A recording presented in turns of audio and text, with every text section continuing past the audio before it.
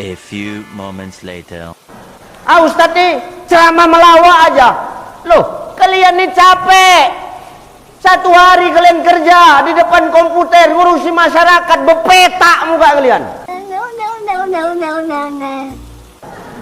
Kalau datang Ustadz ceramah tegang kaku, macam bisul mau pecah. Bisul mau pecah itu kan begitu, kaku, mata keluar. Apa nggak dalam hati cukup sekali aja lah ngundang Ustadz nih ah.